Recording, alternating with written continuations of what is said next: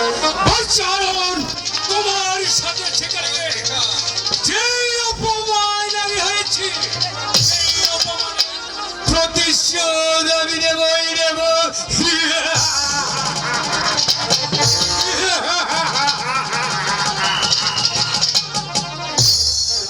দেখো দেখি কি কাণ্ড না,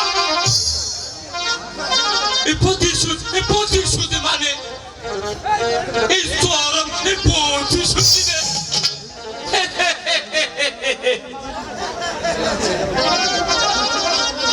যে অপমান তোমাকে করেছে তার বিনিময়ে তুমি ওই পাথর বাঁচাও ওই হারুনটাকে তারপরে দিবে রাতের বাজার ছেড়ে দিতে। বুঝলে বাবু,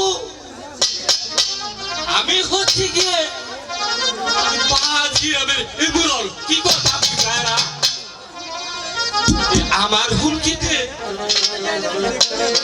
কত সময় এই গাছের পানি খেয়ে আর এই গাছে খায়,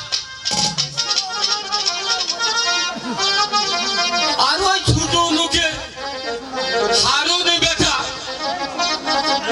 আমাকে মেরেছে গালি। আমি এবার তার প্রতিশোধ নেব। বুঝলে ভাইরা, এটাই খারাই খেলে কে এখন কি করে যাবে সাহেব? তুমি কিছু ভেবো না, আমি তোমাকে যে যে যুক্তিটা দেব এই সে বুদ্ধি বুদ্ধে কাজ করবে। বুঝলে বাবু? হ্যাঁ বুঝেছি মোড়ল সাহেব, আমি আপনার যুক্তি মতোই কাজ করে যাব এবং আপনার যুক্তিতেই ধরে নিতে চাই আমার জীবনের ভবিষ্যৎ।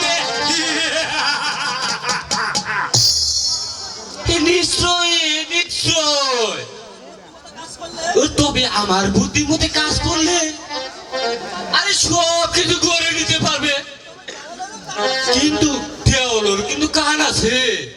বুঝলে বাপু? আমি বুঝেছি মোড়ল সাহেব, আমি আপনার যুক্তি মতোই কাজ করে যাব এবং আপনার যুক্তিতেই গড়ে নিতে চাই আমার জীবনের ভবিষ্যৎ।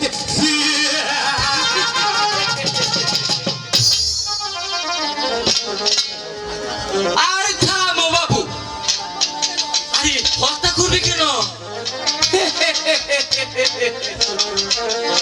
যে যুক্তি তোমাকে দিয়েছি তার বিনিময়ে একেবারে রূপনগরের বাচ্চা হবে।